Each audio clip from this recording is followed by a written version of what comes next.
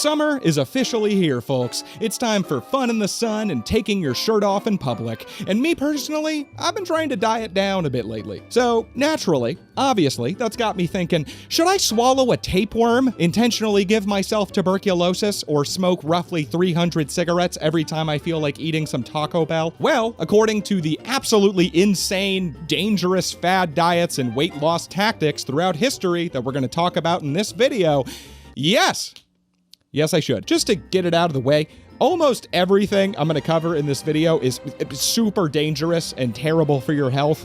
Absolutely do not try any of this stuff at home, okay? If you want to lose weight and be healthy, just stick to sensible, smart, and tasty options like signing up for today's sponsor, Factor 75. Seamless ad transition there.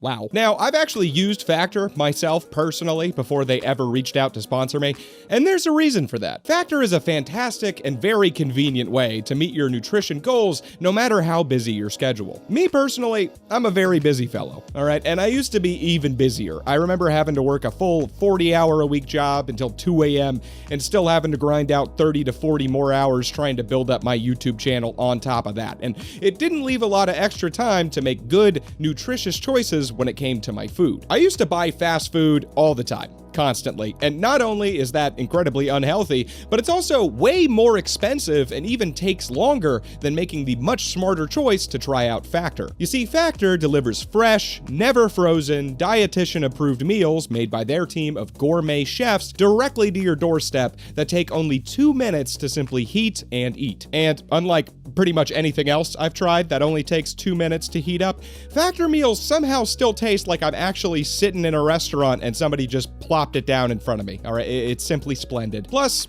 who wants to go grocery shopping or deal with cooking and cleaning up after every single meal? I'd much rather get a box right in front of my door and only spend 2 minutes heating up and 0 minutes cleaning up every time I want a delicious, nutritious meal. And with plenty of meal box options like keto, calorie smart, protein plus, vegan and veggie, and more, Factor has the right choice for everybody. I personally went with the Protein Plus option and was super stoked to see that Factor box show up at my doorstep full of 6 delicious protein-packed meals, 4 bottles of cold-pressed juice, which have been excellent to get my carbs in pre-workout, and 6 mango coconut smoothies, which I'm actually sipping on one of those right now. It's delectable. After opening the box, I immediately grabbed one of their meals, and after only a couple of fork pokes and 2 minutes in the microwave, I was enjoying some of their pork chili relleno, and it was amazing as always. Later that day, my girlfriend discovered we had some new Factor meals in the fridge while I was recording this very video, and she brought one in for us to share. First appearance of my lovely lady misinformation. Take a seat. Here she is, folks, and she's gonna mukbang for you the Factor meal. What do you got here, Cheb? Jalapeno chicken, cheesy chicken with cauliflower rice. That sounds pretty good, Cheb. How is that?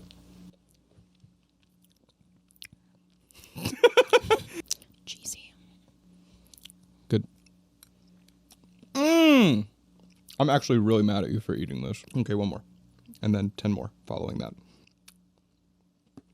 And that's cauliflower rice. I can't believe it, folks. That's really good. I always forget how good those are. So if you want a new, convenient, delicious way to eat well and meet those nutrition goals, head to factor75.com or click the link below and use code NI50 to get 50% off your first Factor box and 20% off your next month of orders. That's code NI50 at factor75.com to get 50% off your first box plus 20% off your next month of orders. Great deal, 50% off the box. That's awesome. A particularly huge thanks to Factor for this one. I actually love their food. That is not cap. And I am as excited to have some of it for free in my fridge as I am to even be getting paid for this sponsorship.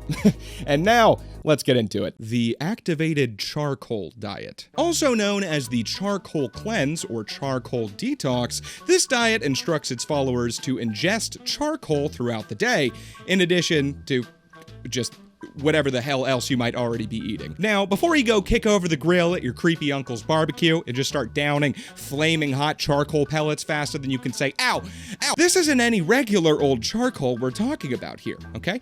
This charcoal is activated. Regular charcoal is typically made from a whole bunch of nonsense that often includes straight up petroleum. And shocker, is not exactly the healthiest thing to just straight up munch on. Although, admittedly, it would not be the worst thing to eat that is covered in this video. So, there's that. Literal petroleum. Not the worst. Activated charcoal, on the other hand, is typically wood, bamboo, or coconut shells that have been superheated by steam for a period of time, eventually turning it into a loose pile of carbon, or charcoal, that now has some special little corked up properties. Now, if you've ever partied with Charlie Sheen or myself... Some are saying that you're bipolar. Wow, what does that mean? I'm bi-winning. I win here and I win there. Last time I took drugs, I probably took more than anybody could survive. You're clean right now. Sure. You see how I party, man? It was epic. The run I was on made Sinatra, Flynn, Jagger, Richards, all of them just look like, you know, droopy-eyed, armless children. You may already be personally familiar with activated charcoal, as hospitals use it when you need to get your stomach pumped due to what I like to call a good time, but is typically referred to by the medical community as a potentially lethal alcohol overdose. Whatever that means. This is because activated charcoal can suck better than Nancy Reagan. Not quite as good as your mother, though, of course. This isn't science fiction. With its surface area being covered in teeny-weeny whittle pores that suck up everything in its path, absorbing all those sinful alcohol toxins in your tum-tum and using their pores to restore your state before you tore through 44 Four Locos on the floor of a store like a common whore. We've all been there, at least once. It was Mother's Day 2012. For me personally, and 2016, and 2008, actually. Mother's Day is a tough time for me. So the thinking here with this charcoal diet is that if activated charcoal can zuck up all those Four Loko-based tummy toxins, it can also soak up all those other toxins that people like Gwyneth Paltrow claim we absorb every day by eating a Pop-Tart or thinking about a cigarette. And speaking of Gwyneth Paltrow, her, health company, appetizingly named Goop. Psychic vampire repellent. Guess who made this? If you guessed famous actress Gwyneth Paltrow from such movies as Iron Man and Shallow Hal, you'd be right. Gwyneth Paltrow, who I'm sure you know who that is, has essentially been running a snake oil racket with her new age health and wellness company, Goop. Goop! Actually popularized the idea of the charcoal cleanse back in 2014. Mother's Day 2014, too. God, why are they all even numbers? I need to stop going to that 7-Eleven. Goop called the charcoal detox, quote, one of the best juice cleanses out there, which promptly led to countless restaurant-owning white women and men who look like Bill Maher everywhere to add charcoal to their vegan burger buns and pasture-raised pizza, as well as lemonades, coffee, pastries, ice cream, and pet food, turning all of it a delicious shade of jet black. So now you can just eat whatever you want and not have to worry about it as long as you quickly chug a big old glass of thick black goop juice directly afterward, right? Wrong! Well, while activated charcoal is great at sucking up toxins from alcohol or drugs in the intestines, it's also really good at sucking up nutrients that your body needs to function, which can lead to a neat little situation where you still absorb all of the calories from the food you just ate, but not so many of the healthy nutrients from said food, which can actually then signal your body, hey, we don't have any magnesium or vitamin Z or whatever the go eat more food now to get those nutrients that we need to keep living and breathing and buying more shit off of Goop, which then paradoxically leads you to being more hungry and then eating more food. It just doesn't work. Okay, surprise, surprise, Gwyneth lies, Iron Man dies, and drinking superheated wood ain't gonna do shit about those Burger King fries. Sarah, please, just let me see the kids again. Overall, dumb, doesn't work, is unhealthy. These are all pretty good markers here. Overall, I'm thinking A tier. Yeah, sounds pretty good. Or pretty bad, which in this case means pretty good. It's a real reverse, opposite day type situation going on.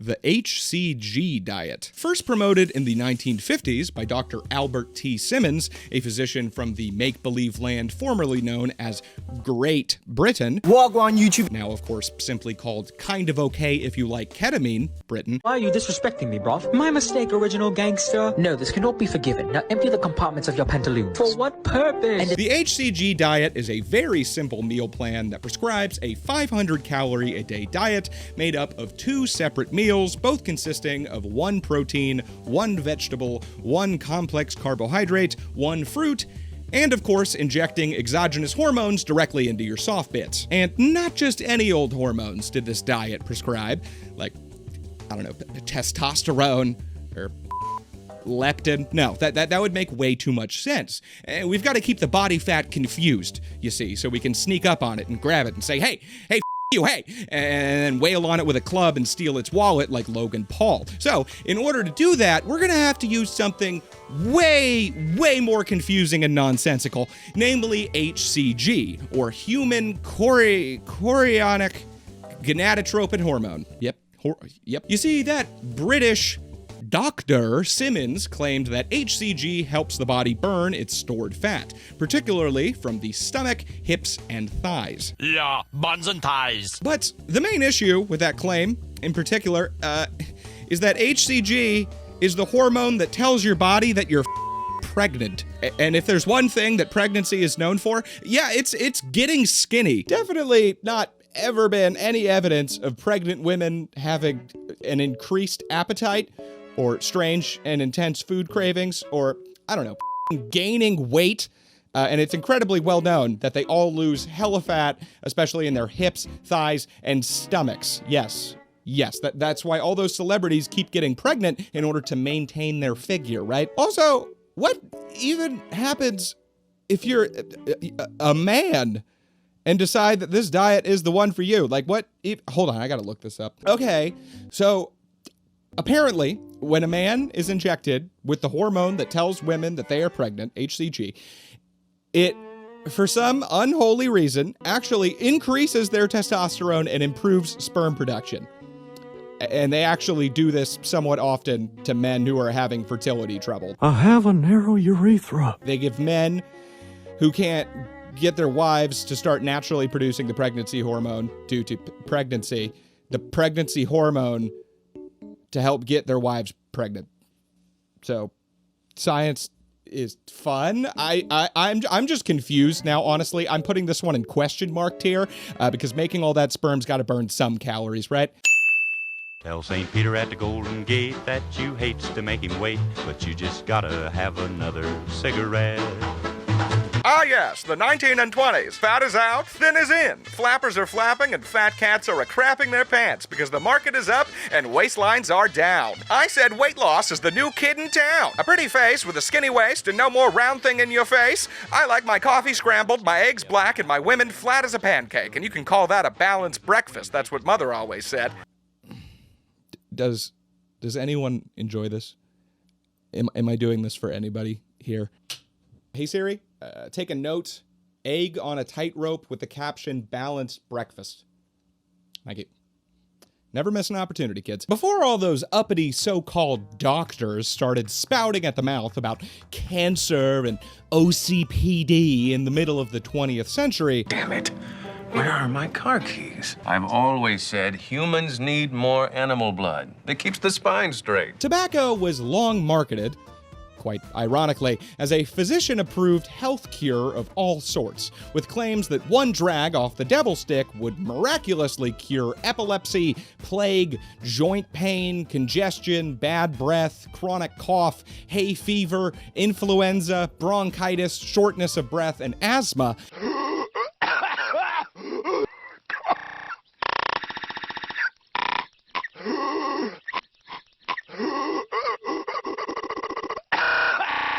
Stretching all the way back to the 1500s. Now, you may notice that at least a few of those, like asthma and shortness of breath, for example, are, well, directly caused and exacerbated in a very obvious and immediately noticeable way by smoking tobacco. So that, I don't quite understand how they...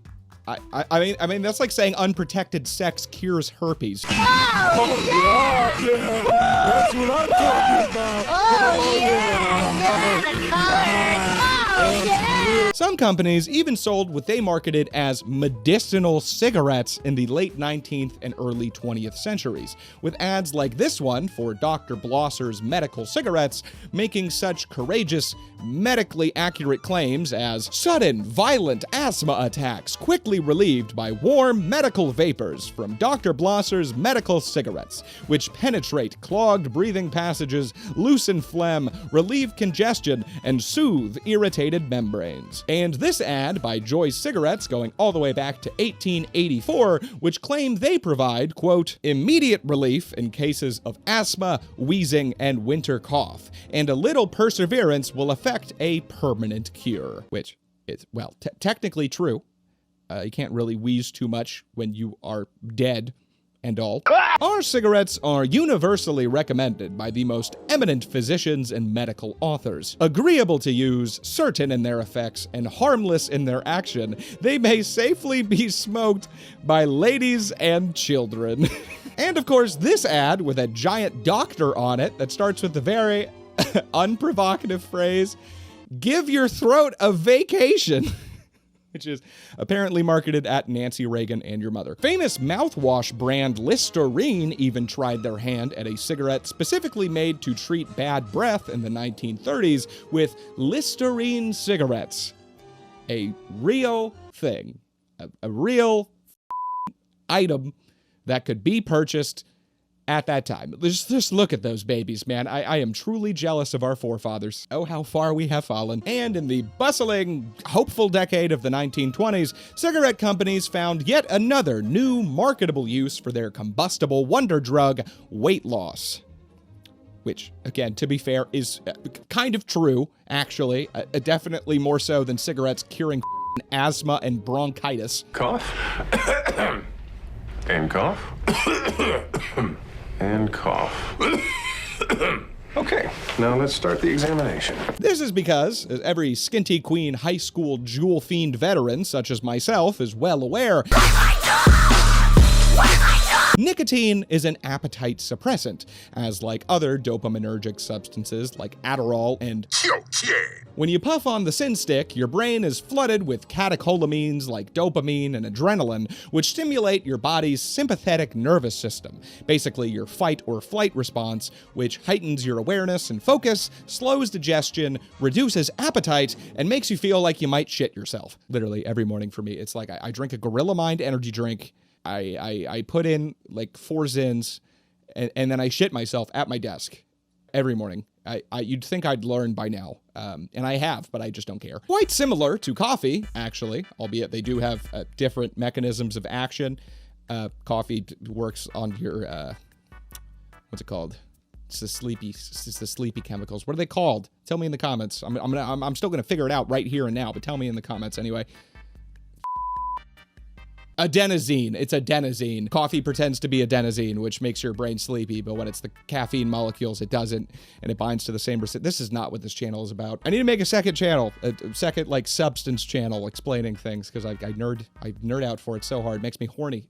Tell me if you want that in the comments as well, if you want me to make a drug channel. Anyway, they have different mechanisms of action than cigarettes, and of course coffee doesn't make you look as cool, and it's harder to use while riding a motorcycle or your mother, but they both reduce that appetite, baby. Contrary to nicotine and coffee and Adderall and basically all stimulants that act like laxatives and might give you some trouble shitting for a while if you quit for a bit, substances like opiates actually clamp up your bowels and butthole tighter than Fort Knox, promoting constipation and making intense liquid shits one of the hallmarks of heroin withdrawal. What the was I talking about? Cigarettes. Tobacco company Lucky Strike is oft attributed as being the first company to popularize this notion with their slogan, "For a slender figure no one can deny, reach for a Lucky instead of a sweet." And even doctors, medical doctors at the time, started prescribing waist-slimming tobacco cigarettes for weight loss. Did you know, scientifically speaking, that humans want food but don't need it? Consoling the slightly chunky housewives across the nation by slapping the Danish out of their hand and a Marlboro into their mouth. Where do I sign up? Oh, please, we don't want a paper trail. Take 25 of these a day for the rest of your life. And Sure, these doctors were basically prescribing cancer with a side of emphysema just to shed a couple lbs. But hey, man, you know, they also prescribed heroin to kids for the common cold, and Coca-Cola still had real cocaine. It was just a better time, okay? You boys need anything while you're here? Some reds, yellows, just got some purples in from Peru. And even though long gone are the days of the family doc writing poor pudgy Mildred up a script for a carton of Campbell Cools, people still use nicotine to suppress their appetite to this day. Hell, I've got a Zyn in as we speak, all right? I have a triple upper decky for like a third of my meals, okay? It's the foundation of my nutritional pyramid. So, to sum it up, whenever you feel hungry, don't do a stupid, silly thing like eat, stay skinny, and chain smoke, because nothing makes your face more gaunt and your teeth more yellow than a good old-fashioned stogie. Don't have that sandwich. Have a square, a dart, a puffer, a No, can't say that word on YouTube. Why do those silly, non-existent British hooligans have to ruin everything for everybody? S tier, obviously, for Smoke, smoke, smoke that cigarette. And that British comment right there reminds me, I actually have merch that tells the world you're cued in to the well-known fact that British people are not real. I'm wearing it right now. Here it is. Oh no, it came all the way back around. Yes, gotta respin it. Wow! Almost broke my mic. Anyway, yeah, it doesn't come as a tank top. It's just regular shirt, but I need more shit to work out in, so I deface my own merchandise. It looks better this way, in my opinion. There's a link in the description if you want to pick some of it up. I got a shirt, a sticker, and a magnet. I'm trying to spread the message, you know, but apparently is not, as they have refused to link my account to my YouTube page repeatedly for apparently being hateful, but like, to whom?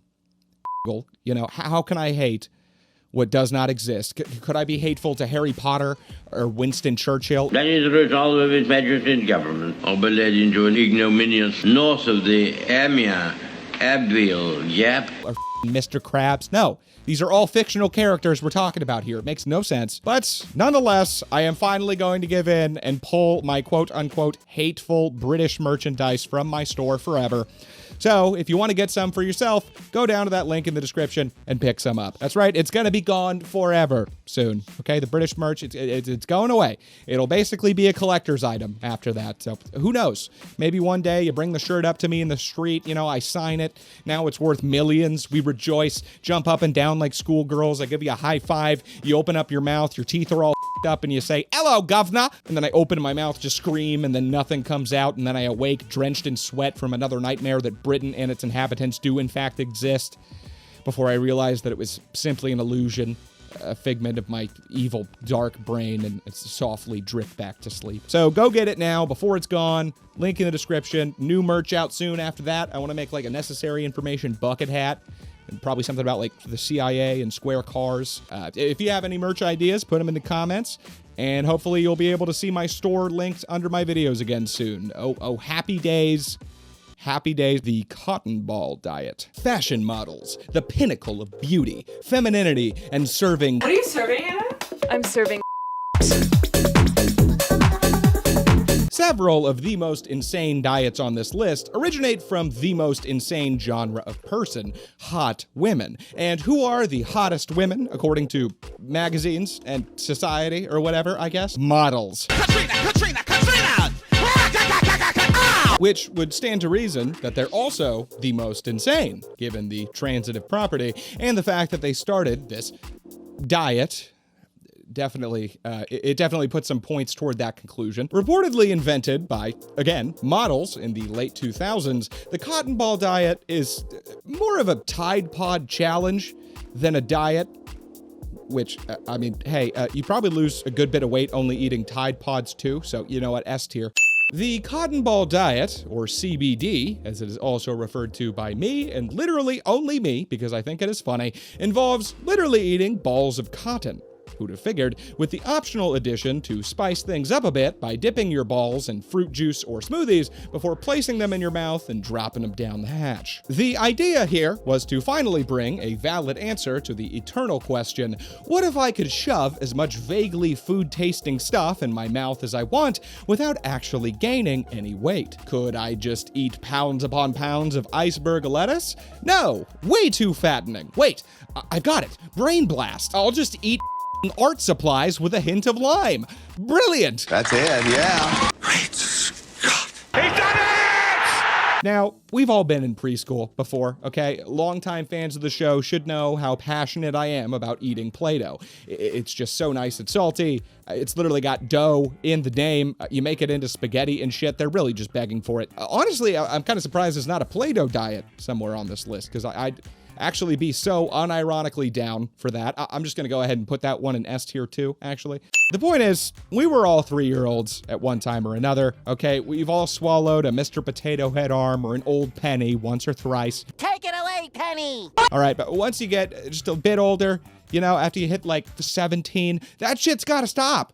Okay, there's just no excuse for such behavior at that point. You have had more than long enough to learn what is and is not food, disregarding Play-Doh, because once again, they make that one really confusing. But if you want to act like a 3-year-old, getting the munchies during arts and crafts, all right, you know, go right ahead. But be prepared to receive the same comeuppance that sticky little youngin' is also going to receive. Because unlike that toddler's parents, when his insides turn into a and shag carpet, you're gonna have nobody to sue but yourself, okay? Actually, well, then again, this is America. I forgot you can actually sue anybody for anything, but your insides are still not gonna be very happy, was the main point there. Yeah, just shockingly, eating cotton balls turns out may not be the super healing miracle cure-all that you might anticipate, as besides the usual malnutrition caused by cotton balls not being food, and therefore literally having less nutritional value than eating a leather boot.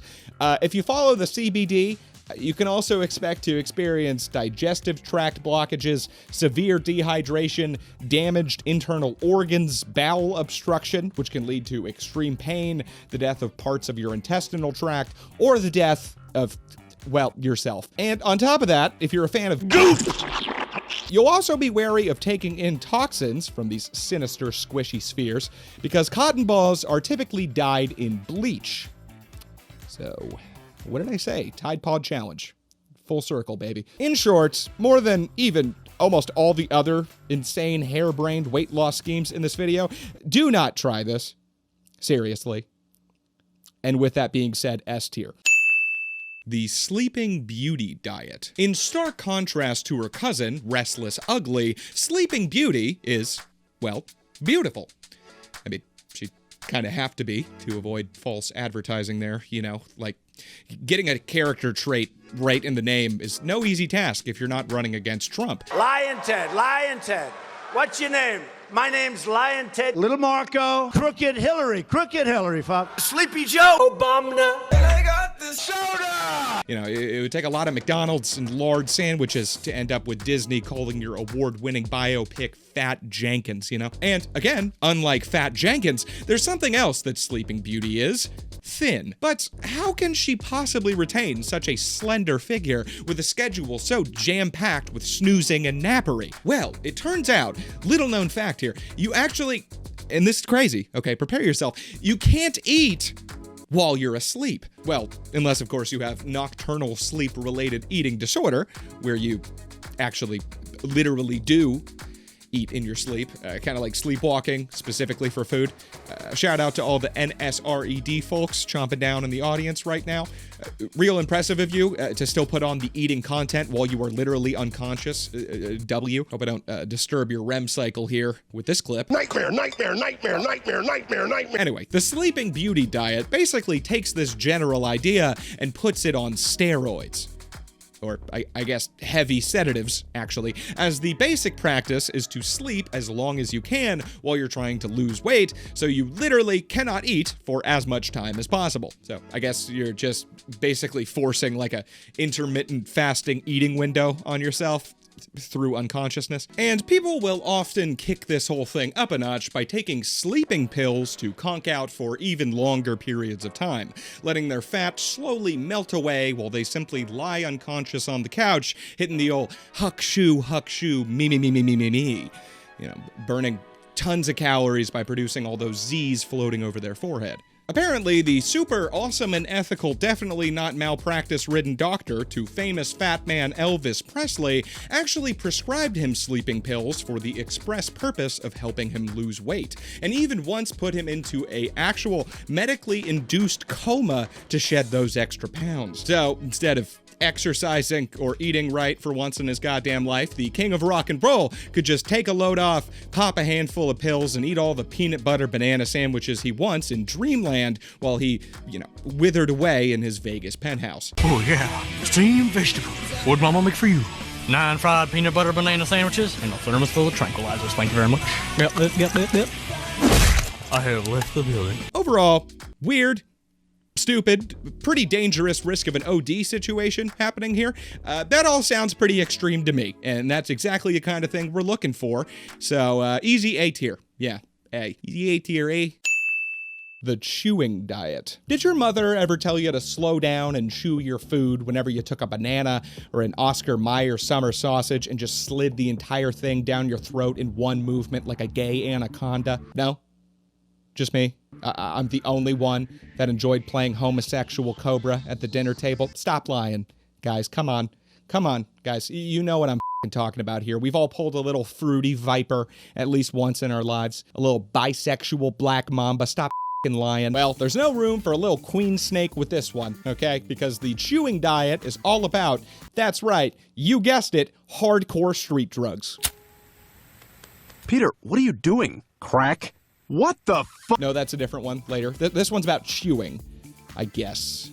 Huh, kind of a mislead there, but okay. Let's hop into my hot tub time machine for a second. I promise I just cleaned it, and go back to 1849.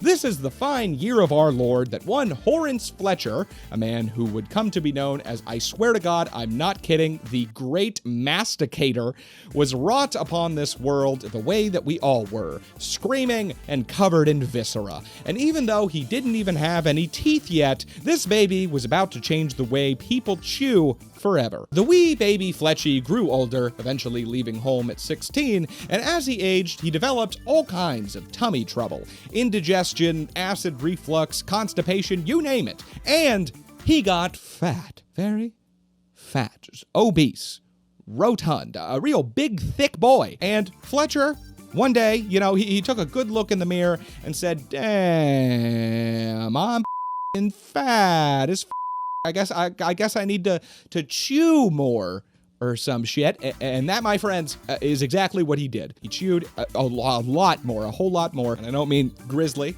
or Copenhagen. Okay, regular chewing your food. Fletcher started chewing, and oh boy, he did not stop. He chopped and chewed each and every bite of food until it was literally, in his words, a liquid before swallowing. A process that he said usually took between 32 and 100 bites per mouthful. Mouthful of food, not meal. And through this incredibly thorough mastication method, he eventually managed to go from fat to fit hunk. But he didn't stop there. Fletcher truly believed that most modern medical maladies were brought about because people did not chew their food enough. I mean, this is a man who apparently once chewed a green onion 722 times before swallowing. I don't think you have to chew your refried beans that many times. Doesn't really make sense. It's unnecessary additional work for your jaws. Think of your poor TMJ muscle. Okay, go ahead. Chew like that all day. And he felt he had to get this miraculous message out to the rest of the world. Beginning in 1886, Fletcher began publishing a series of books on the practice of chewing one's food until it was liquid before swallowing, as well as other various nutritional novelties, with titles like The New Glutton, Epiculture, the A, B to Z of our own nutrition, and my personal favorite, happiness as found in forethought minus fear thought. I fear the thoughts myself. Within these holy tomes, Fletcher laid bare his nutritional dogma, which he preached to an almost religious level. And reflecting this religious sentiment, he humbly called this ideology Fletcherism.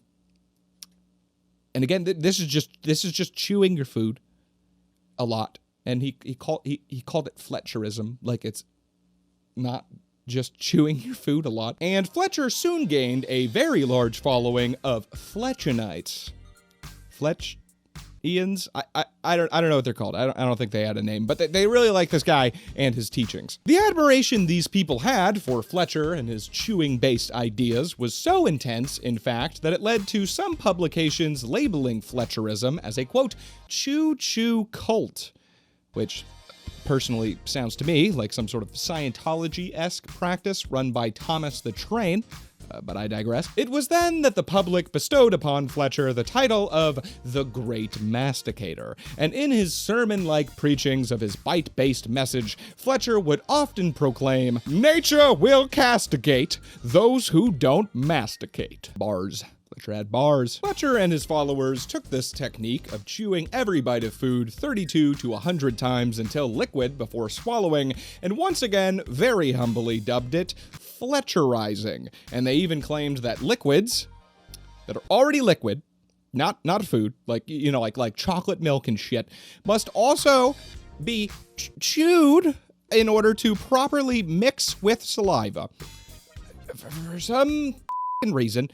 And Fletcher also made some pretty bold claims about the health benefits that this technique would endow. Fletcher claimed that his mastication methods would increase the physical strength that a man had while decreasing the amount of food needed to sustain said strength, and could, quote, turn a pitiable glutton into an intelligent Epicurean. And other than basically saying chewing your food good was gonna be the equivalent of going into that steroid machine in Captain America, Fletcher also claims that it would improve dental health, systemic health, prevent overeating, improve bowel movements, reduce constipation, indigestion, and GI trouble, and that it would even cure anemia, appendicitis, colitis, alcoholism, and insanity. And on that last one, you know, if I was walking like through the park or something and saw a mother chew an onion 722 times straight, my first thought probably, you know, would not be,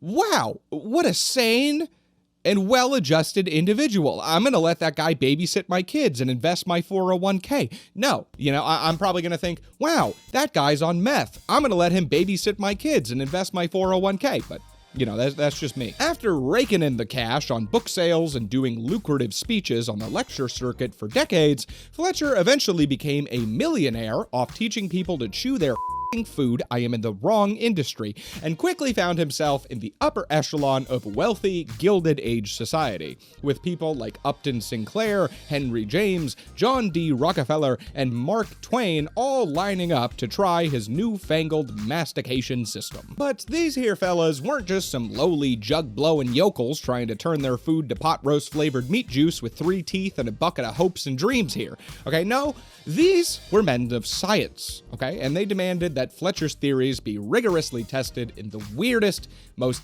early 1900s way possible. Physiological chemist Russell Henry Chittenden invited the, at the time, 58-year-old Fletcher to Yale University to compete in vigorous tests of strength and endurance against Yale's college athletes in order to see if chewing his goddamn food had actually turned this 58-year-old man into the super soldier capable of besting fit, college-aged athletes in feats of athleticism like he claimed. Apparently, these vigorous tests of strength and endurance consisted of, quote, deep knee bending, holding one's arms out horizontally for a length of time, and calf raises. Only the real, genuine tests of a man's raw strength and power here, folks. After these tests, the study claimed that Fletcher had lifted, quote, 300 pounds dead weight 350 times with his right calf. And that he had, I'm just not kidding, apparently beat every single one of these college athletes in every single one of their events at the age of 58. Which, how even 300 and with his right calf? Just the one? How did he do that? Cap. So either, and I think this is probably most likely, the study was funded by Big Chew, or, I don't know, maybe the guy was actually onto something. That is kind of impressive if true. Pics needed. While Fletcher's ideas did become quite popular at the time, the medical community eventually came to recognize him as a, quote, food faddist and promoter of quackery, and Fletcher later died of bronchitis in 1919. So, sounds like you should have smoked more medicinal cigarettes there, bud. Clear that right up for you. Long after his death, however, many people still follow Fletcherism and claim that Fletcherizing their food does come with numerous benefits, albeit with slightly different names. The so-called 32 chew diet, for example, basically espouses chewing each bite 32 times before swallowing, and again, to be fair,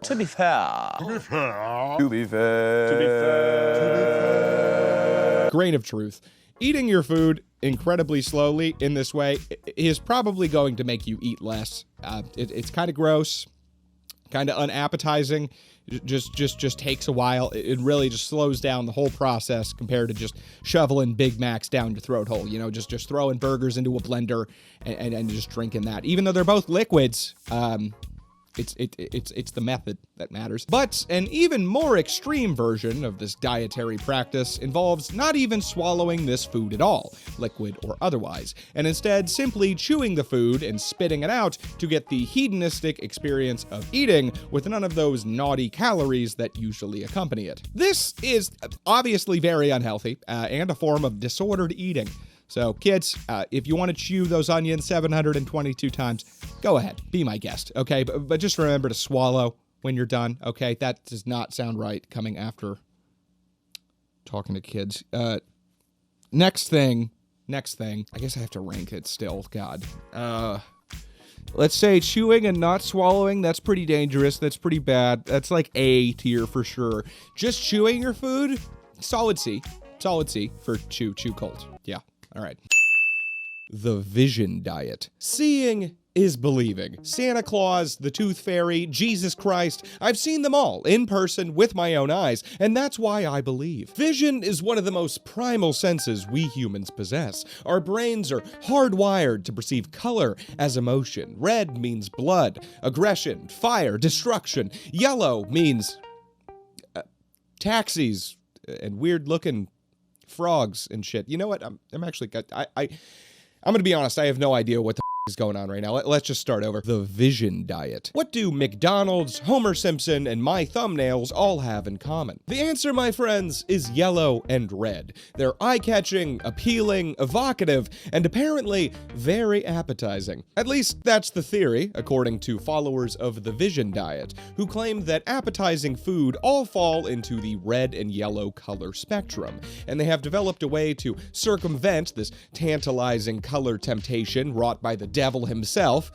who also red, by the way. Coincidence? I think not! Believers in the vision diet get around these color-based temptations of taste by wearing blue-tinted sunglasses to supposedly make their food look less appetizing, and therefore give them the primal disgust and willpower necessary to not binge eat like a maniac on all those tantalizingly tasty red and yellow num-nums. You just throw on these glasses while you're eating some fries and a steak, bing bang boom, suddenly it's all blue. You take the blue pill. It's just blue. Everything is blue. I'm blue, I've died. These blue-tinted diet glasses were invented, of course, naturally, by the Japanese in the early 2000s, and apparently just don't work at all. People are still gonna eat however much they're gonna eat, whether it's blue, yellow, green, purple, burgundy. If it tastes like McDonald's, they're gonna shove it in their mouth holes, okay? Those hardy Japanese, however, well, you all saw World War II. They were not gonna just take this defeat lying down. No, sir.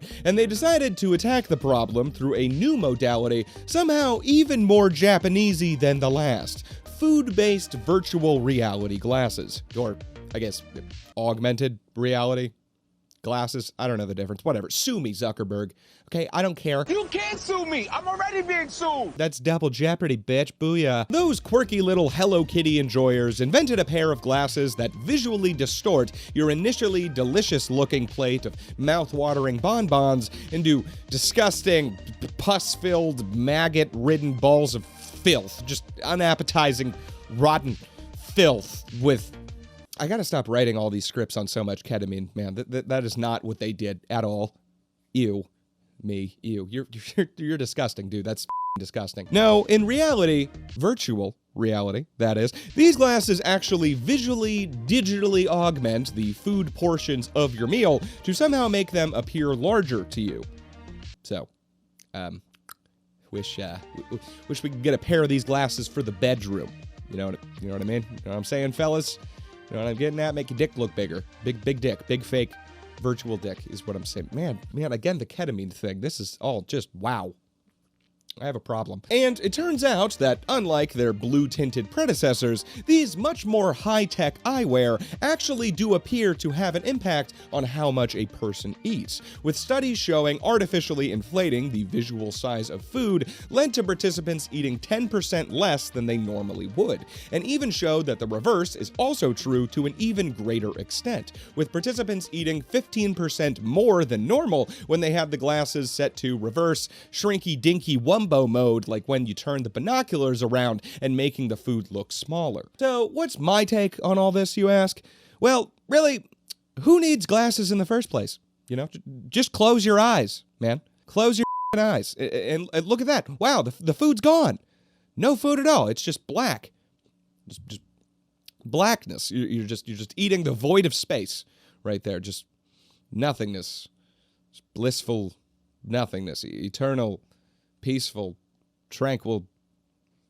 All right, and then it just goes on like that for another 7 paragraphs. Seriously, who the is still letting me write my own scripts over here, dog? This is seriously getting out of hand. So this entry is at least designed to help you lose weight and doesn't work for that purpose, which are both weighted pretty heavily here, but it also doesn't involve doing something incredibly stupid that actively dangers your health in a severely negative way. So I guess C? The clip your nose while you eat diet. This very intuitively titled diet is quite similar in theory to that last one, the vision diet, just utilizing another one of our famous 6 senses. That, of course, being touch, sound, taste, sight, umami, and spidey. Well, okay, and smell, of course. So, have you ever had a cold or done too much blow and your nose is stuffed up and you have to go to eat some ramen or something and it's just wrong? You know, like something's just really up about it. It doesn't taste right and there's bugs under your skin and the whole thing just feels really off for some reason. Well, that is because smell actually plays an enormous role in our ability to taste food. Try it out next time. Or now, if you're eating. Thanks for recognizing that this is fantastic eating content, by the way. I agree strongly. Go ahead and plug your nose, take a bite. Notice how different it is, that salami sandwich. It's just not as much oomph, you know? No oomph. Noticeably less oomph. And that is basically the idea of this weight loss tactic here. You just throw a clip on your nose whenever you want to eat something, simply to make yourself suffer enough that you'll just want to end it all, huck the ramen at the wall, and just start picking out all those skin bugs. And it works for that purpose. It definitely makes the process of eating far less enjoyable. So, if that's your thing, if that works for you, it seems like no harm, no foul with this one. Plug away, my fine friends. And hey, while you're at it, why not just double up? You know, just put on some of those virtual reality big dick glasses, throw that clip on your nose, and just really live the authentic Japanese culinary experience. I mean, they're thin. They're pretty trim over there. I'm pretty sure this is the reason right here. So, final judgment, you'd look stupid as hell doing either of these last two, really. And this one probably even more so. You know, just walking up in the Olive Garden with a spring-loaded clothespin on your nose. That's just downright foolish, which I do enjoy. Definitely points for that. But also, it's at least kind of effective and not at all damaging to your health, which is always a huge con in this ranking. So I'm going to go with solid C. Solid C for this one, for clip your nose. The avoiding swamps diet. What are you doing in my swamp? All right, so just for a moment, let's take a look at Shrek, or your average Cajun. Oh, my, I tell boy, I cut me open an alligator, and its tummy was full of crawdads. It was full of crawdads. They were hiding from Hurricane Katrina. I wouldn't quite say that they seem fit. Not exactly the pinnacle of skinty waist Yas Queen culture, are they? I mean, don't get me wrong, I'd still definitely go down on some spicy Cajun gumbo. Chili oil! And Shrek. Oh, Shrek. I mean, just look at him, man. Look at him. Gaze upon that big green hunk of raw sexual magnetism. He's undeniably a Time Magazine's sexiest green man alive contender, but he's just not thin, okay? He's got a little bit of pudge. Until they whitewash him in the second movie, actually. Then he's ripped as shit. Which, you know, I never really thought about that before. Never considered that. The guy's green to start, you know, not your standard ethnicity there. And then, you know, they just make him white. Caucasian, you know. What if he, like, took the potion, and then he wakes up and he's just like a ripped-ass black dude? Or like a sexy Asian guy or something? You know, that seems woke. I mean, I guess he is, like Irish or Scottish, I guess, verbally at least, Mike Myers and all that. So it does kind of make sense that he'd be white on that account. But we don't know for sure. It's all just a little presumptuous, you know? I mean, the guy's just an ogre. Ogres have layers. Well, centuries before Shrek was both love and life, going all the way back to 1727, a doctor named Thomas Short released a book titled The Causes and Effects of Corpulence, in which he made the very astute observation that people that live in swamps are fat. And to remedy this, Thomas's recommendation to these big-boned bayou boys was to, get this, move away from the swamp so they wouldn't be fat anymore. Man, I love my job so much. And this was, you know, I mean, the man's kind of got a point there, you know? It's almost certainly like a correlation versus causation thing going on here, but I'll take any excuse to tell people to move out of Florida. So S tier for sure. S for Swamp Daddy Shrek. The tapeworm diet. Yep.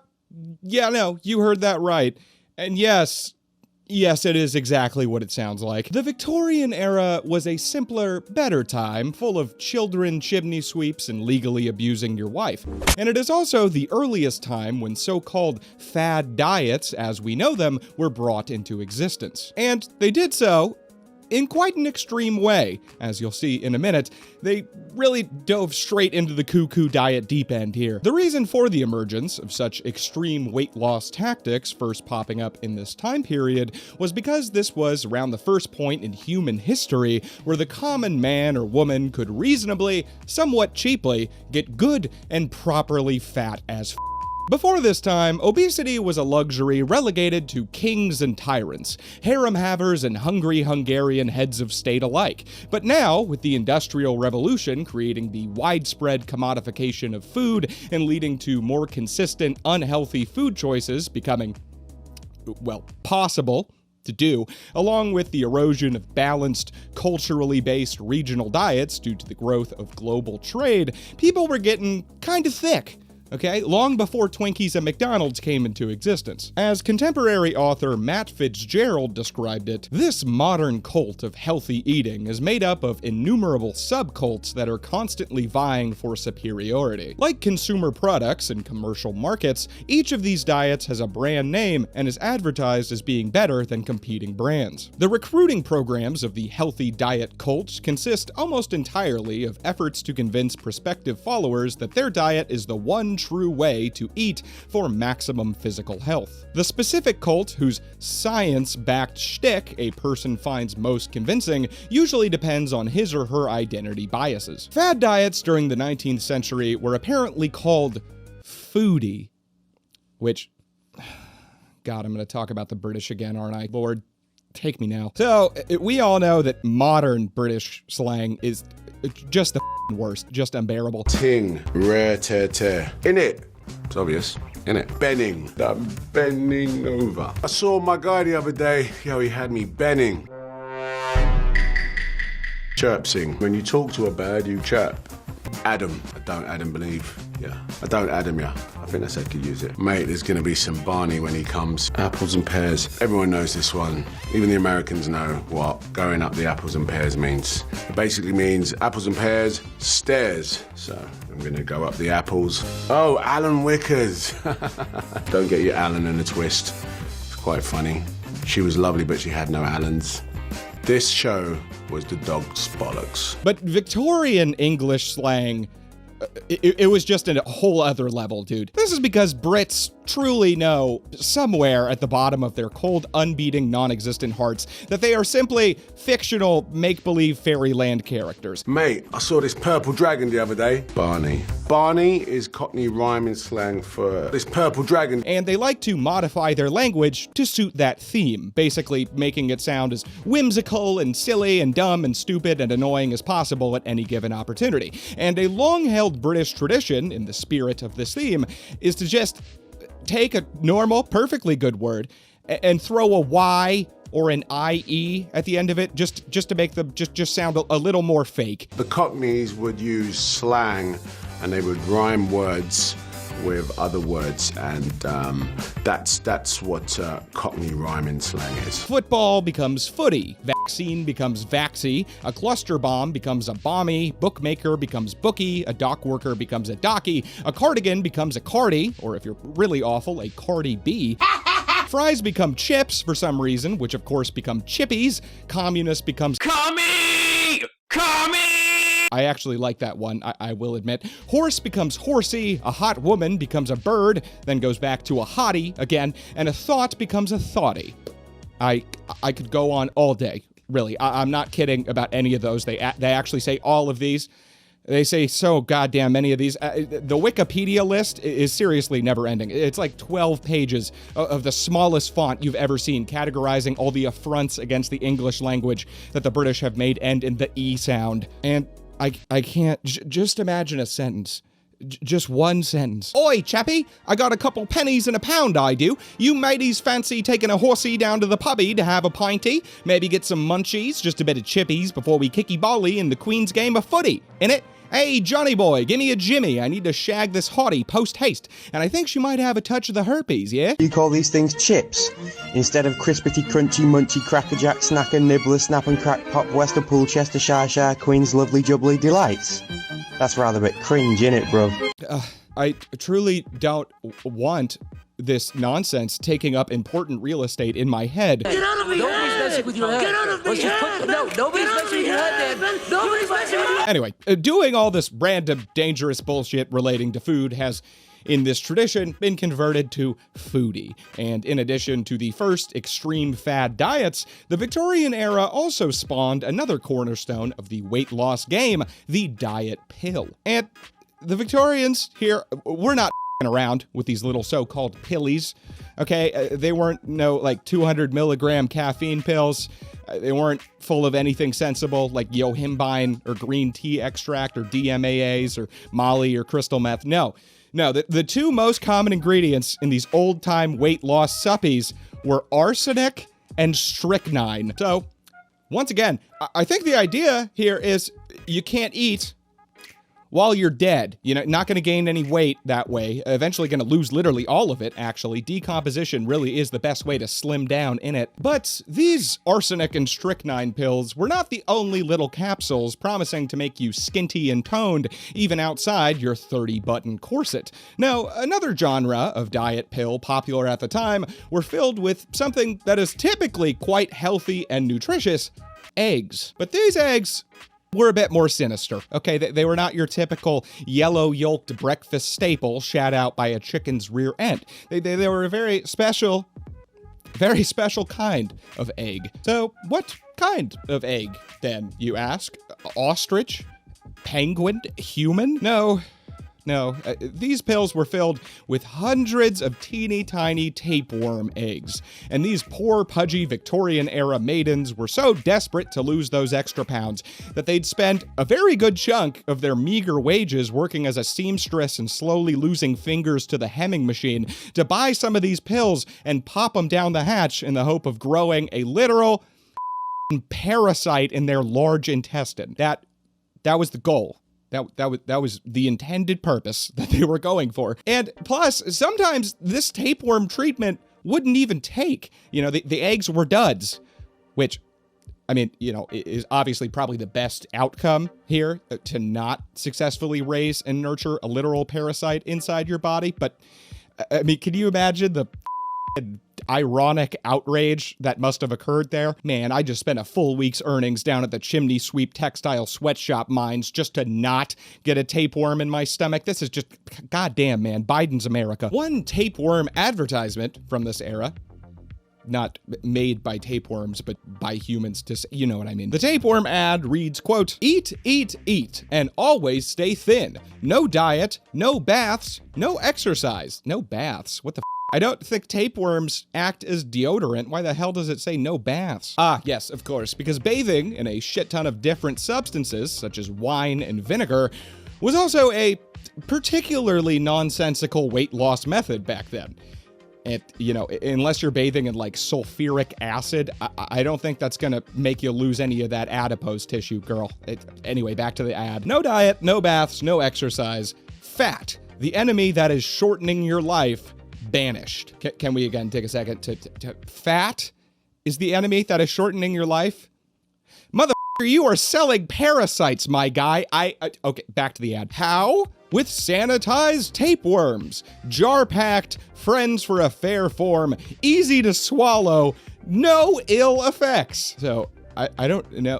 The way I'm interpreting this is that there are jars of real, not eggs, just tapeworms that you have to swallow. Yay. And then finally, there's this little chemist, Dr. Brown-esque smart man up in the corner with a caption that reads, "No danger, guaranteed harmless." Now, obviously major cap, that's not at all true. Obviously, intentionally giving yourself a parasite, not exactly the healthiest choice in the world. Danger and harm. Full. It's not exactly lean chicken breast and broccoli, okay? And after the tapeworm would use its hooks and mouth sucker to post up and attach itself to your intestinal wall and start zucking up your nutrients, you could expect to experience diarrhea, vomiting, ruptured abdominal or rectal tissue, blockage of bile ducts, the appendix or the pancreatic duct, neurocystirosis, which causes dementia and blindness, up functions of various organs, including the lungs, liver, and obviously intestines, infections, or, death. Now, tapeworms can keep living and sucking away for up to 20 whole years, if they don't kill you before that, of course. And obviously, that's a long time. And they also don't have to go looking for another hot little piece of worm ass to hook up with, as tapeworms are hermaphrodites that contain both male and female reproductive organs. So they can just keep pumping out eggs for a whole new generation of babies to attach onto you and suck away for another couple decades or so. So when the desired weight was reached after the tapeworm ingestion, or someone realized that they have made a very stupid, foolish, asinine, dangerous decision after cramping like crazy and having the worst shits of their lives that were covered in tapeworm eggs, or they just straight up went blind. You could also purchase pills meant to kill the tapeworm, which again, often did not work.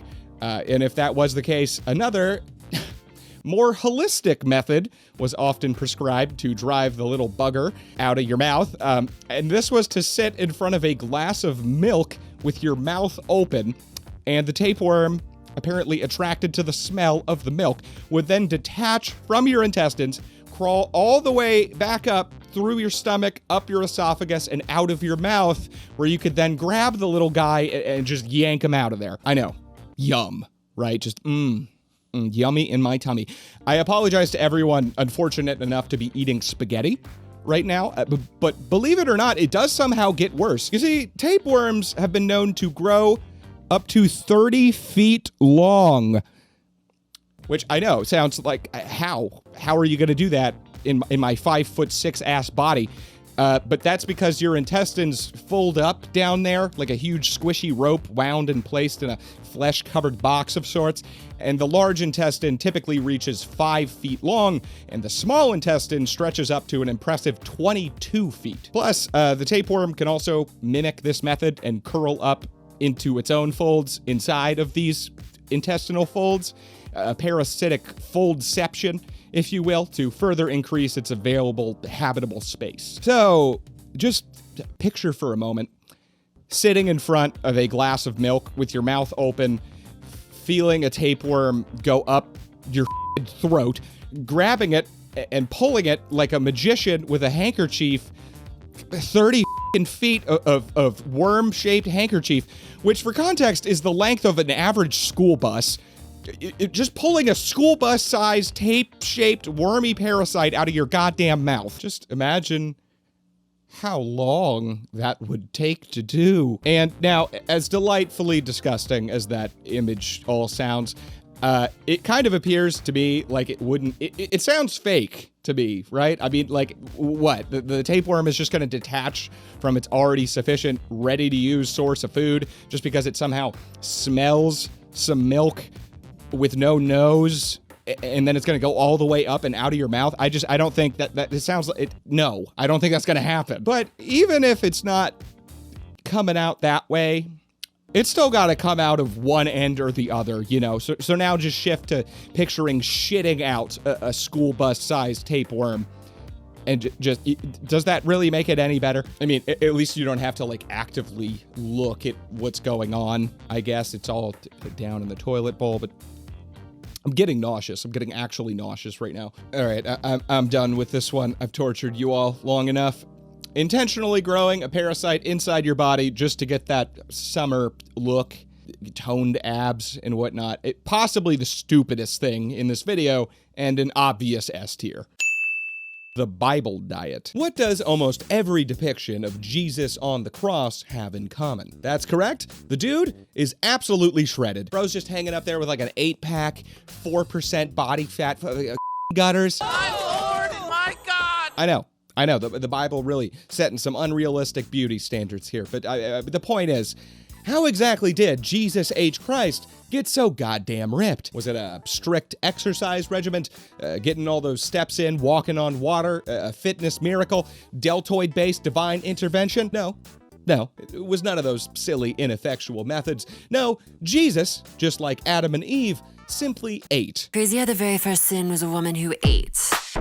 A woman who ate. She served and licked the plates. And for those looking to sculpt their bodies to better fit being molded in his image and love their Lord and Savior at the same time, the so-called Bible diet might just be the one for you. The Bible diet is also known by a few other names that are almost as funny as reading Leviticus: the Hallelujah diet, the David diet, and my personal favorite, the What Would Jesus Eat diet. Now, just like the actual Bible, the Bible diet is somewhat up for interpretation, with some followers taking the "What Would Jesus Eat" moniker literally, only eating what Jesus was shown to eat in the Bible, a real Last Supper-esque nutrition plan, which included bread, dried dates, fish with scales and fins, lamb, and raw vegetables. Others expand the doctrine to foods just mentioned in the Bible, like olive oil, grains, mostly unprocessed shit. So if you want a little sweetness, you gotta reach for some heavenly honey instead of that refined satanic sugar, or, God forbid, literally that atheistic aspartame. Ken would certainly be displeased. I prefer sugar-free, artificial sweeteners made by man. I know it's got an aftertaste. I like it. And still others simply consume what they call God's food, the raw, unprocessed holy shit that he himself put holy shit, you get what I'm getting at? All that holy, fresh-grown food that he himself set here for us in the Garden of Eden, which apparently did not, in fact, have a Pop-Tart tree or Red Bull rivers or like a Bud Light bush. A Bush Light bush.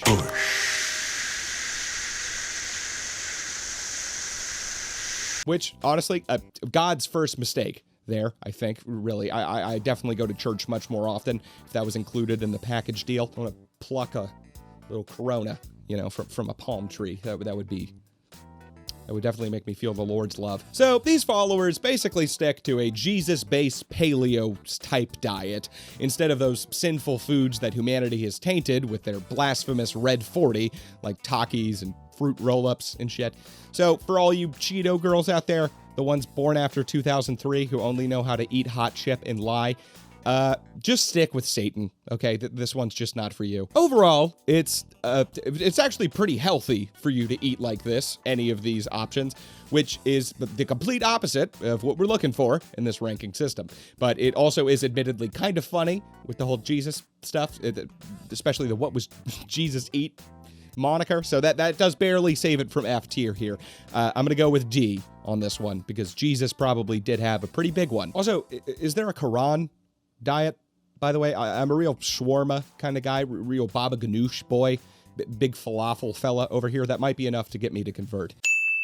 Pray yourself thin. In a very similar train of thought to that last one, the pray yourself thin diet takes a much more straightforward approach to skintying yourself down. Rather than actually doing anything about your shit-filled diet or setting foot in an unholy satanic place like a Planet Fitness and lifting the devil's kettlebells, these fellas simply rely on divine intervention to get trim and sexy. In gratitude, I present you this offering of cookies and milk. If you want me to eat them for you, give me no sign. That will be done.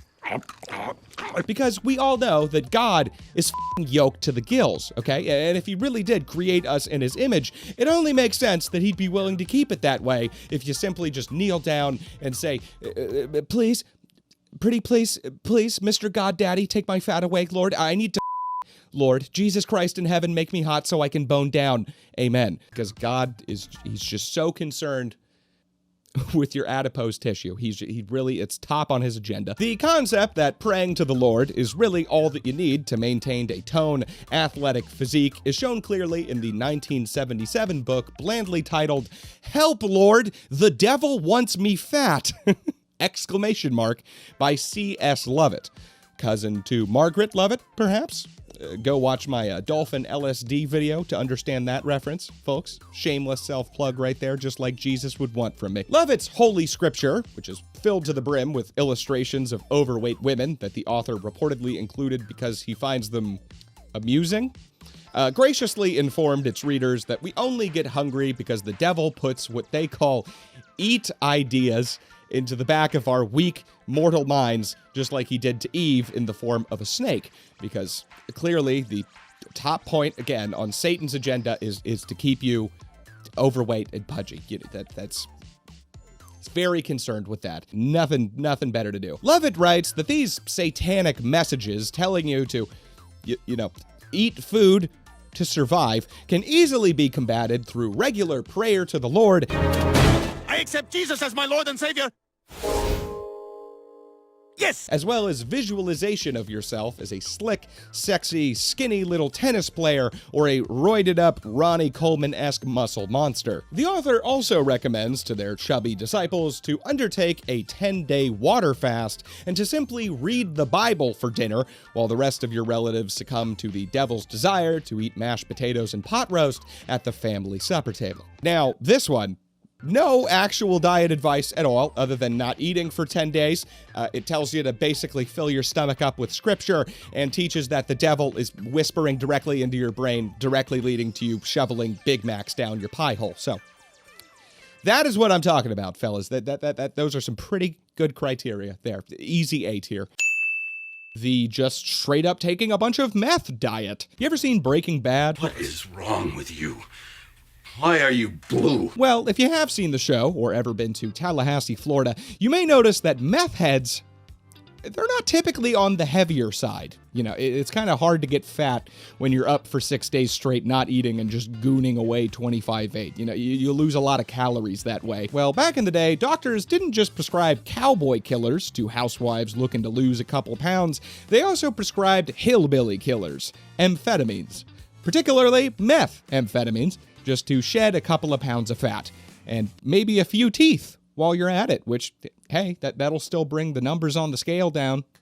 So, gotta lose all that tooth weight. How important is tooth retention to you? Amphetamines were first prescribed in 1933 in the form of an inhaler under the name Benzedrine, and it wasn't only doctors and weight-conscious housewives who noticed its effects. Another special little fella with a very skinny mustache and a lot of chutzpah also took notice of this new fiery substance. monkey. That is correct. Adolf Hitler was a massive fan of methamphetamines, and it was a staple of the over 90 drugs that his personal doctor was giving him every single day throughout the war. Adolf's doctor would give him injections of various substances around 20 separate times a day. And on top of that, he also supplied Hitler not just with needles, but various pills, tinctures, and potions to keep him going. A short, very, very short list of Hitler's daily supplement regimen would go a bit like this. He would start the morning off with some meth injections, cocaine and adrenaline-infused eye drops, oxycodone, heroin, metformin, testosterone, deadly nightshade, for some reason, and then he'd cap off the day with various barbiturates and tranquilizers, which were absolutely necessary to put him to sleep after his multiple heroic doses of many various stimulants. And that is not even close to a comprehensive list of everything he took. My man was on more research chemicals than a CIA guinea pig in MK Ultra. Okay, I literally cannot even pronounce half of the stuff on the list. Anyway, Hitler did not hog all of this yummy meth to himself. No, that would be irresponsibly selfish. No, this man had a war to lose, and he needed his soldiers to be bright, perky, scabby, sleep-deprived, and having regular psychotic breaks every few months if he wanted to stand a chance against the Allied forces, who also were giving meth to their soldiers as well, just like less. Slightly. Under the brand name Pervitin, Hitler gave out meth pills like candy to his infantry to help them march longer, fight harder, reduce pain, and give them the meth-fueled confidence of a man in Tampa about to fight his 5th alligator this week, and it's only Tuesday. This Pervitin-branded meth is thought to be a critical component in the speed of the German army's initial blitzkrieg. But as Germany began to lose the war, some officers began calling for an even stronger version of the drug that could, quote, keep soldiers ready for battle when they are asked to continue fighting beyond a period considered normal. And so the Nazi doctors got to work and developed a pill they called DIX, or Dix, which they did not call it, but I absolutely will. These Dix pills included not only methamphetamine, but also cocaine and a morphine derivative, to give a more rounded and euphoric high, perfect for long walks on the beach and committing war crimes. After the end of the Second World War,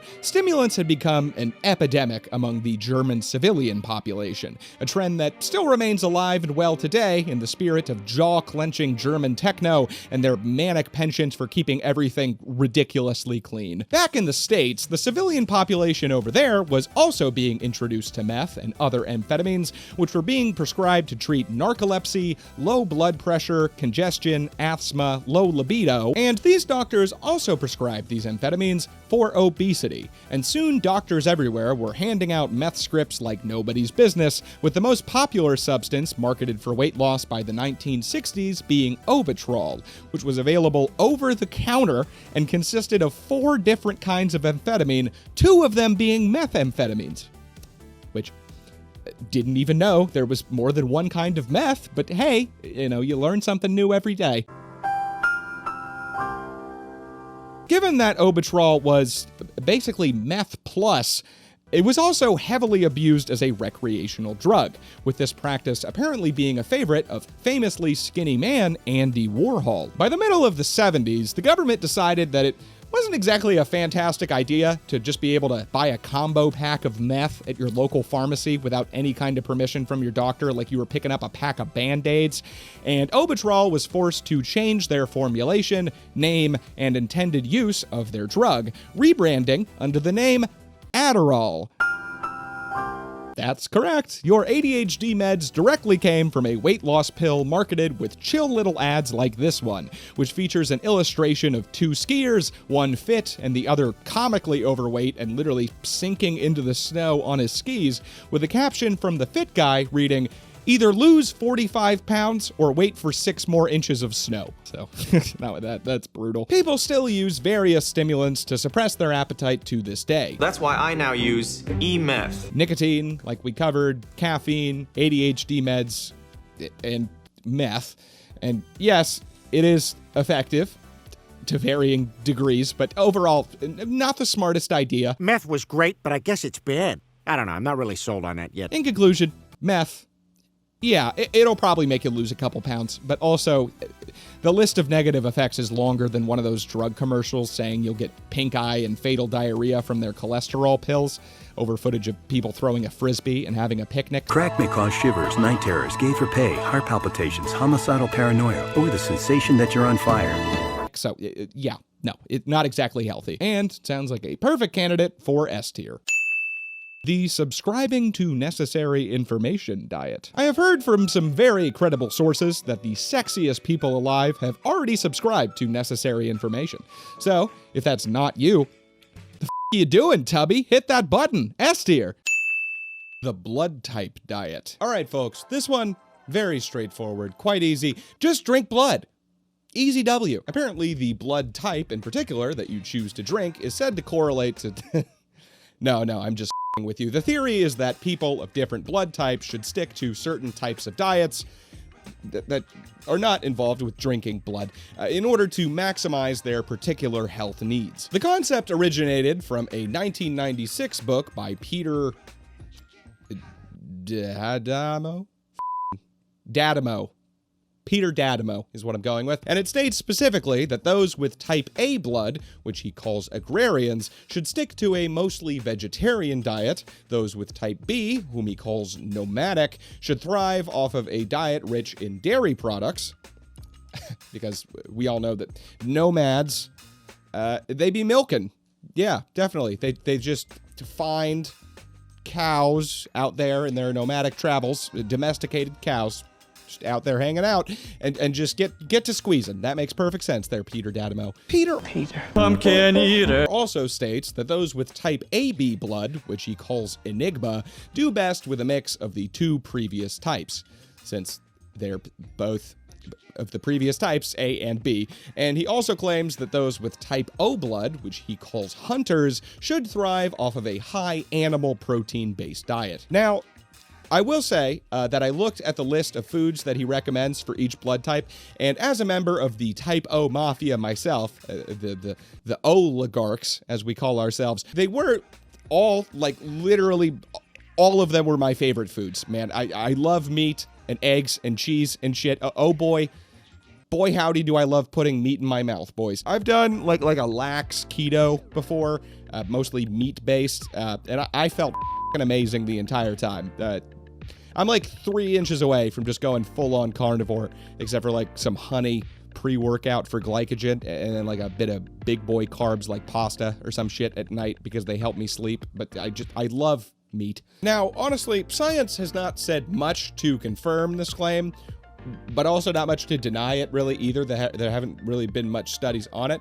But there is kind of like some tangential evidence that this guy might actually kind of be onto something here. You see, type O blood has the lowest concentration of certain clotting proteins, basically the things in your body that cause blood clots and lead to certain heart and lung issues. So, people with type O blood, in theory, can get away with eating much more red meat and saturated fat and shit than other blood types, who might want to stick to more plant-based foods to avoid heart disease. Plus, all the foods listed for the blood type diet, no matter which type you fall into, are all raw, unprocessed, healthy whole foods. So, the diet is healthy. There might be some evidence behind the claim that it actually works, and it's not even really specifically targeted at weight loss, let alone the extreme weight loss touted by some of these other dangerous diets. So, yeah, no, dog, that is not at all what we're looking for here, man. I want to see people eating poop to get skinny and literally giving themselves terminal diseases. So, F tier. Solid F tier. Heroin chic, the 90s. A time where everything was extreme and radical and totally tubular, dude. It's radical. Radical. Drink it. It was a time of grunge, skateboards, Alf, Pogs, frosted tips, tribal tattoos, Blockbuster video, and of course, heroin. You see, heroin wasn't just a drug in the 90s, it was a statement. It permeated into the world of music, pop culture, and most importantly in this context, fashion. The last decade of the previous century was a time of rebellion, a new counterculture bent on striking back at the polished, conservative, milquetoast, Ronald Reagan-fueled decade that was the 1980s. And heroin chic was just another, admittedly quite extreme version of this flipping the narrative on its head. Back in the 90s, it was cool to be depressed, cool to be dirty, cool to be poor, and apparently cool to look like a smack-shooting. Described as a, quote, nihilistic vision of beauty, this trend was reportedly said to be a 180 flip from the vibrant, healthy look popular in the 80s, shown off by models such as Cindy Crawford, Elle Macpherson, and Claudia Schiffer. Heroin chic sought to depict everything as drab, gray, and intentionally unhealthy. The leading characteristics of the heroin chic look were, unsurprisingly, literally trying to look like a heroin addict, with pale skin, dark circles under the eyes, greasy, stringy hair, being dangerously underweight, and androgynous, emaciated features, all being heroin chic essentials. The seeds of this devious look were apparently sown all the way back in the early 80s by whom many considered to be the world's first supermodel named Gia Karangi. Karangi?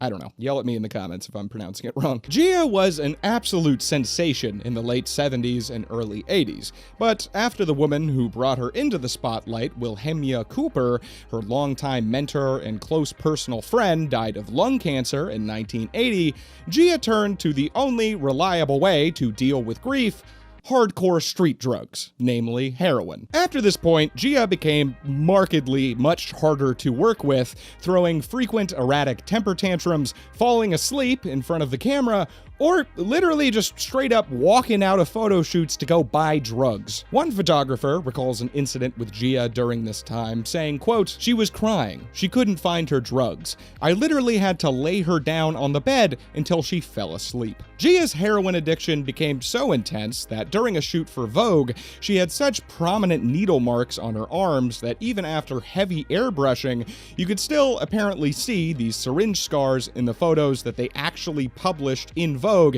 in one of their issues in 1980. And again, this is the 80s. Still, that shit was not in any way cool yet at all. Within a year of the start of her addiction, Gia had left her agency and joined Ford Models before being dropped within weeks of signing. You're fired. Her offers had stopped coming in, her friends in the industry cut her out and refused to speak with her for fear it would hurt their own reputation, and her career was basically falling apart. In 1981, she was arrested for driving while drunk and high, crashing into a fence in a suburban neighborhood,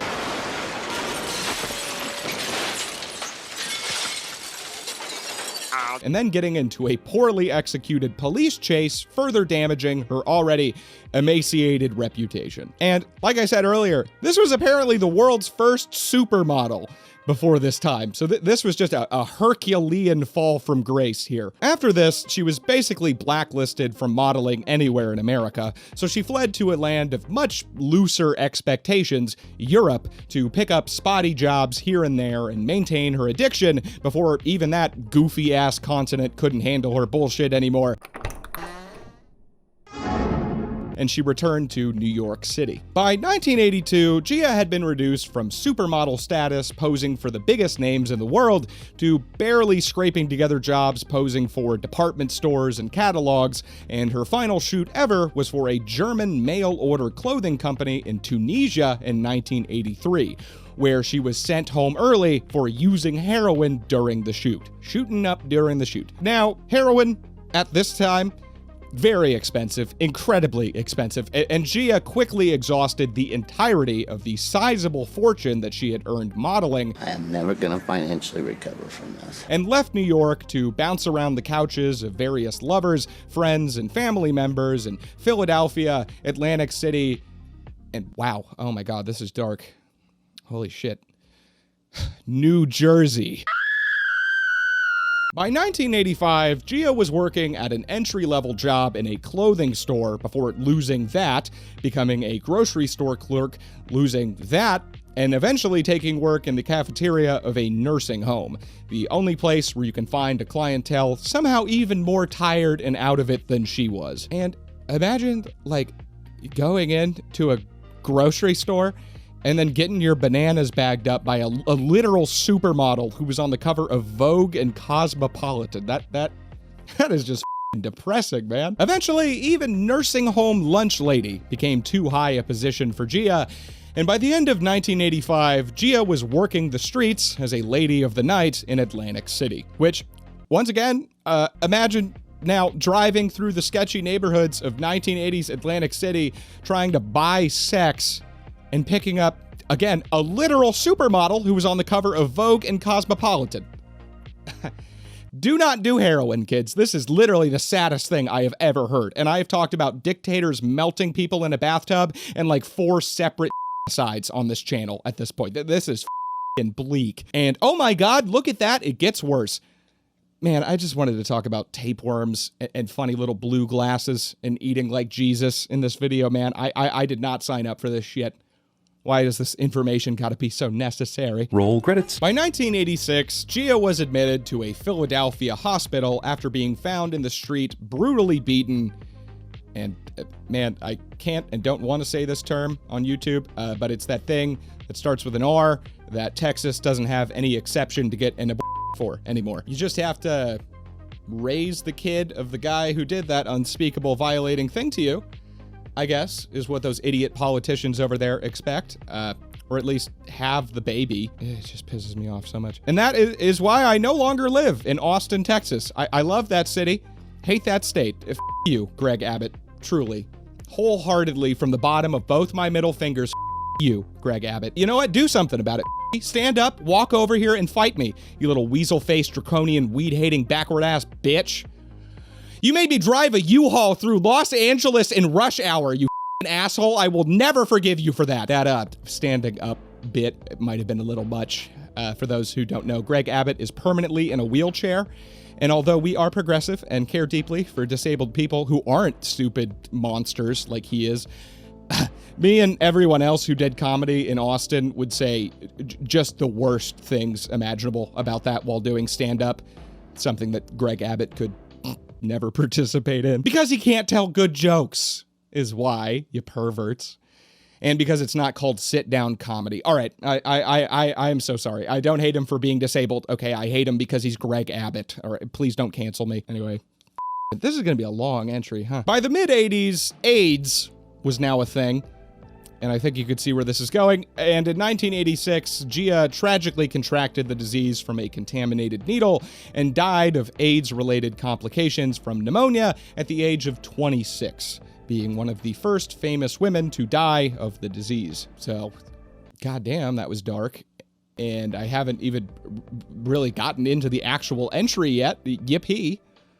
Woo. Woohoo. Now, while Gia is credited as being the originator of the look, the proto-paleo heroin chic trailblazer, I suppose, with later models in the actual heroin chic era who embodied the trend, often being called Gia's girls, the look would not come into the mainstream until a few changes happened with the drug and with the culture. Going into the 90s, heroin was no longer spend the entirety of your supermodel fortune tier expensive. I am gonna financially recover from this. The price of dope had dropped dramatically by orders of magnitude from the previous decade, opening the door for the drug to become an epidemic among the lower class. And on the other side of the socioeconomic spectrum, the previously mentioned AIDS epidemic had made injecting the drug even more taboo and much more dangerous in the 1980s. But the price of heroin had not only heavily dropped, but the average purity of the substance had also risen even more dramatically, now allowing the user to skip the needle altogether and simply snort the stuff to achieve the same level of high that was previously impossible with this method. This led to more wealthy people also being willing to try the drug with no scary needles or risk of life-ruining HIV. They'd just ruin their lives with the heroin itself instead. And this led to a boom of use not only with the poors, as Tom Segura calls them, but with the middle and upper class as well. And on the cultural side, the 90s were full of depictions of heroin use in movies like Trainspotting, Pulp Fiction, The Basketball Diaries, Kids, and Permanent Midnight. Which, that last one, it sounds good on paper. You know, it has Ben Stiller and Owen Wilson, and it's about heroin addiction, but like, couldn't even make it couldn't even make it halfway through, man. So boring. Such bad acting. And not only was the film industry in LA bringing heroin into the spotlight, but an even bigger one was shown by the music scene in the godforsaken, depressing, rainy wasteland that is Seattle, Washington. How will we know when we get to Seattle? I went to Seattle a few times during COVID, and I have never wanted to end my own life more. I don't know what it is about that city, but it just makes me sad, man. I mean, it's beautiful to look at. The architecture is amazing. I could walk around that city for days in awe, jaw dropped, and still just absolutely crave the sweet release of death at the same time. And the locals all seem to be on the exact same page right there, especially in this time period, as we'll get into, which, like, it doesn't help. There's this thing called the Seattle Freeze, where people just don't talk to you. They just seem like they generally hate everyone and everything around them. I've experienced it myself.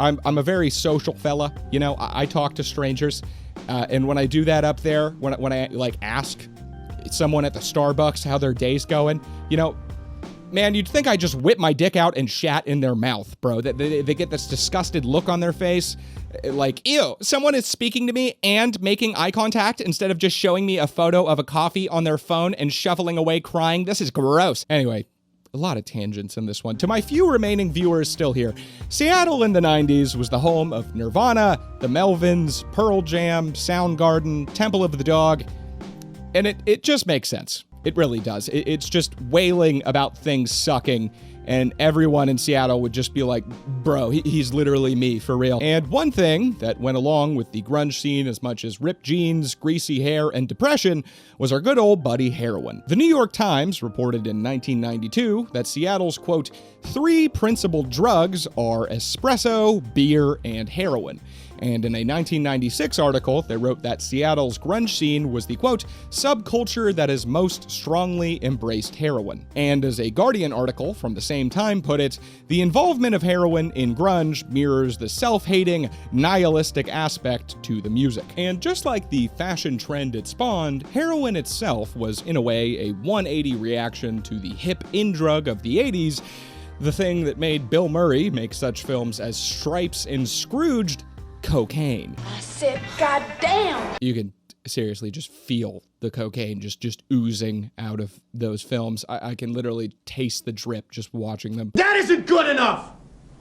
They have got to be so scared! The 80s was a time of financial success, good times, celebration, and nothing pairs better with a shit ton of money and optimism than cocaine. The 90s, on the other hand, were not that at all.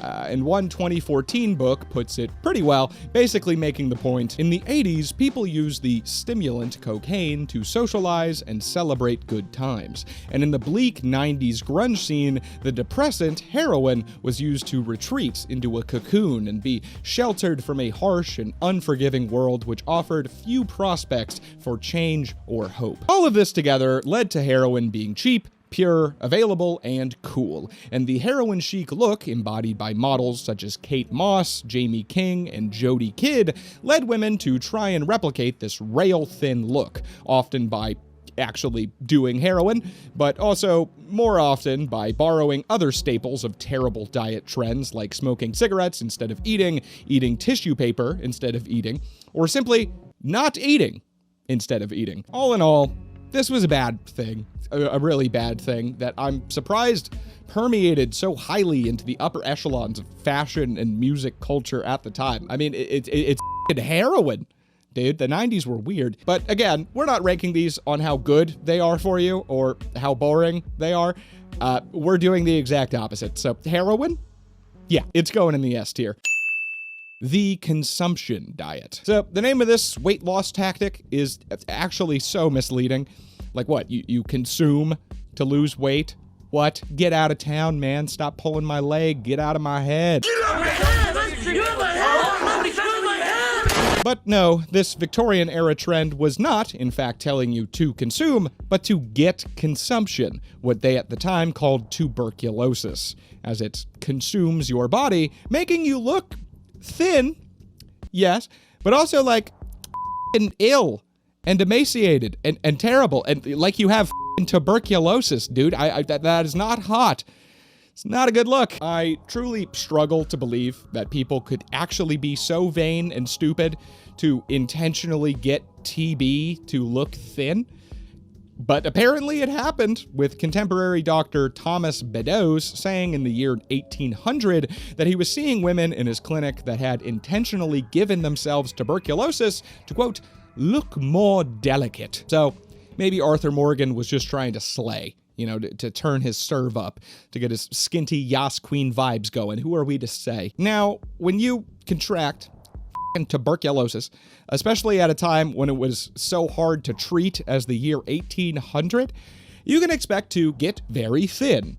Yes, but also a long list of other consequences, like, again, looking like absolute shit, and coming down with fever, chills, night sweats, fatigue, nail clubbing, chest pain, and a disgusting, painful cough before you start coughing up blood in volumes that sometimes exceeded 2 cups worth before the tissues in your lungs couldn't handle it anymore and would be destroyed, and you'd die. So, honestly, didn't think we were going to somehow get even more unhealthy and stupid than intentionally growing a tapeworm in your body. But this one takes the cake. And I know this is a very S-tier heavy list already, but that being said, S-tier, I don't know. It's the worst thing you could do. You just die. Like, there's like a 90% chance you're just gonna die. S-tier. Holy shit. That was a really long time recording. I hope you liked it. I feel like I'm not very good at making tier lists. I just get really excited about stuff and I'm like, S tier, dude, meth, S tier. You know, it's all good. All S tier, you know? I have a lot of editing to do in front of me. I really hope you guys are liking these. This was a bit of a departure from my normal content, but, you know, it's interesting. It's necessary information, really. Let me know if you liked it down in the comments. Let me know what you want to see next. Honestly, and as always, tell me what you're doing while you're watching this video. Are you not eating? Are you smoking? Doing meth? What are you doing? What are you up to? Make sure to subscribe. That'd be cool. Like the video. Support me on Patreon if you can. That'd be dope. Yeah. Speaking of Patreon, always got to give a shout out to my God tier patrons. AJW, Cannoli Rose, Mary H, Red D, Harpy, Bim Wafty, James W, Stephanie D, Cameron J, Operator Metro, Chase B, DeAndre M, George W, the Duke of Earl, Shalom L, Arya and Calcifer, Rena J, and Maxman Beta. And to these extra special fellows, my 20 buckaroos. Dark Duchesnia, Toto Mon, Lando Calzone, Terry T, Snigowski, Trent S, Blarg, Fuzzy Viper Shark, Al the Pal, Adam K, Hera Boudica, and Rare Bees. A huge shout out to Factor for sponsoring this video. Way healthier way to lose weight and to be healthy than everything else in this video, so check them out in the link in the description. They're great. I really do like Factor quite a bit. Until next time, everybody, eat healthy, love your body, love the world. I love you. I think you're hot and sexy. You know, you're doing everything just fine. Yeah, have a good day. Click on this video. I think there's one on the screen. Watch it. Enjoy it. I'm really tired, dude. Bye. Bye. All right.